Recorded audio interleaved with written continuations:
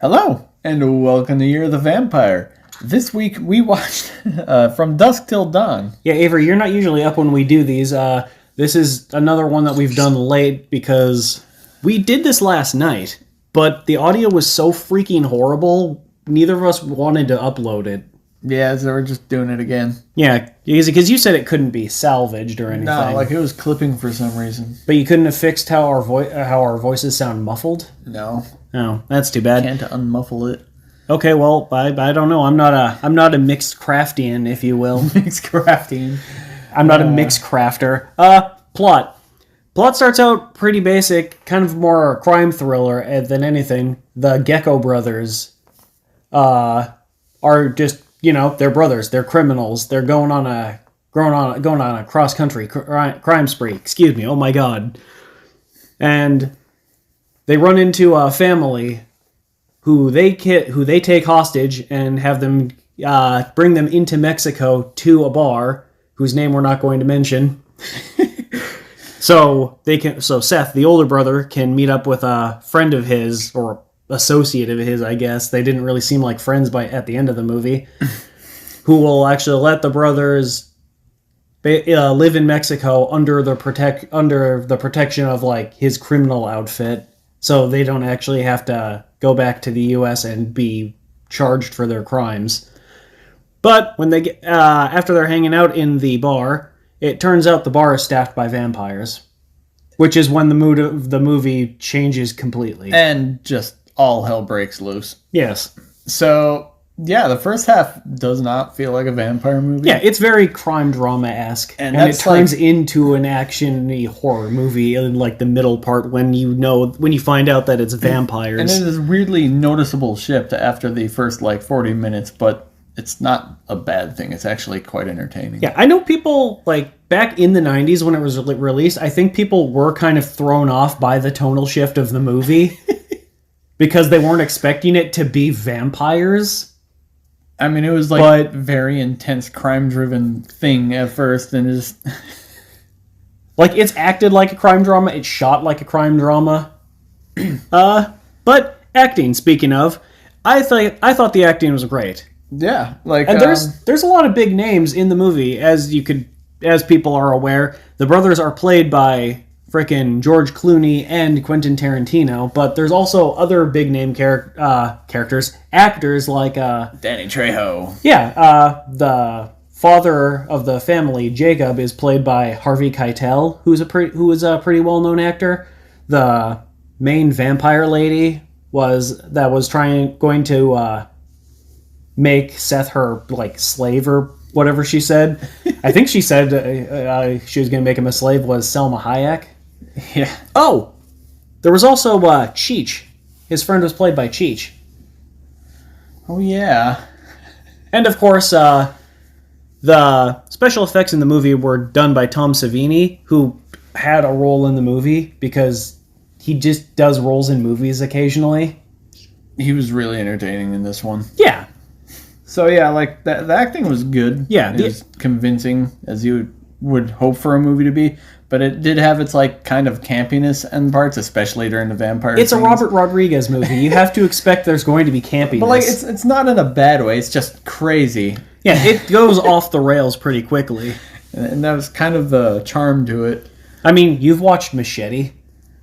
I actually haven't. Oh, haven't you? No. Oh, well, you know of Machete. Yeah, I've seen the commercials. Those are also Robert Rodriguez films. Okay, I need to watch those. Yeah, those are fun. Sound of Music. Sorry. It's not a lot of music. Most of it is just background stuff up until the bar, and then it's live music. Yeah. Essentially. It's live music, but it's music you would expect to kind of hear. It makes sense for the scenes. So. Yeah. Yeah, how about that cinematography? Oh, actually, you know what? Wait.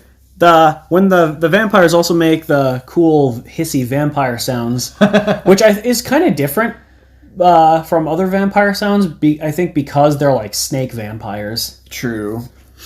Which I think is cool. You don't see snake vampires in a lot of things. I'm not sure snakes I've are ever awesome. seen snake vampires until this. Cinematography. Cinematography is great. Just like the kind of story and the feel, the cinematography also kind of switches, where at the beginning it is when it's slower, more crime focused, it's a more kind of atmospheric, kind of character focused sort of thing. And it's not as like chaotic with the like cuts and. I mean, it was kind angles. of chaotic when Seth found out that Richie killed their original hostage, Okay, and yeah, it just that was kind of like true. flashed into her corpse, but didn't actually show what he did, which is probably a good thing. Yeah, there was so much blood. I mean, the character was obviously unhinged. Yeah. But yeah, when it becomes the more action, horror, vampire stuff, the cinematography also just kind of speeds up, and there's a lot of like choppy cuts to different parts of the action. Especially during the fight scenes. Yeah, because you want to show off all that gore that Savini worked on. There's so many fight scenes. I mean, there were like 50 trillion vampires. There was an insane amount of them. Speaking of Tom Savini, what do you think of the special effects? I mean, it's Tom Savini. Obviously, the special effects are freaking amazing. It really was great, and such a very large amount of practical effects. Yeah, because I think that's what he does. That's primarily what he does is practical effects. Yeah, and it was so well done. It was borderline body horror at some parts.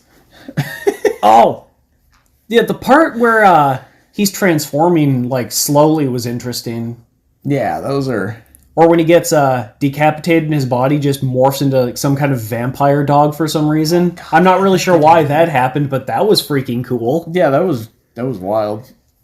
But yeah, there were some CG effects too, but I think It wasn't over the I think top, some of the so. I think most of the vampires exploding in the sun were CG, but I think a bunch of it was also practical because you could see the physical chunks flying around. Yeah. Which that's always good to see. Like I like watching practical effects vampire explosions in my vampire films. I mean, practical effects in general are definitely some of my more favorite things. And there was such a varied way that vampires died in the movie. Some exploded, some just melted. yeah, some like burned up. A few of them just kind of stayed piles of bodies for a bit. Yeah, so I don't think there was any definitive way that a vampire actually dies in this movie, but and they also some of them had really different appearances. They weren't like fully snake vampires. Yeah, the ones that weren't part of the bar that people that came to the bar and changed. They didn't get to be like actual snake vampires. Then the ones towards the end that came in like right before the sun came up almost looked more ghoulish than anything. But Yeah, I think those ones and the ones that worked at the bar are like more natural snake vampires as opposed to all the people that they changed. yeah. Which is why they all had because the ones at the end also still had the kind of snake features. I did like the green blood as well, but there was so much blood. It was cool. Yeah. I don't know. I really like this movie, and I'm surprised you've never seen it. No, like I said a long time ago, I managed to catch parts of it on the Sci-Fi Channel, and I guarantee they just gutted all the bad parts. But this was a great movie, and I'm glad I watched it. Yeah, definitely watch it.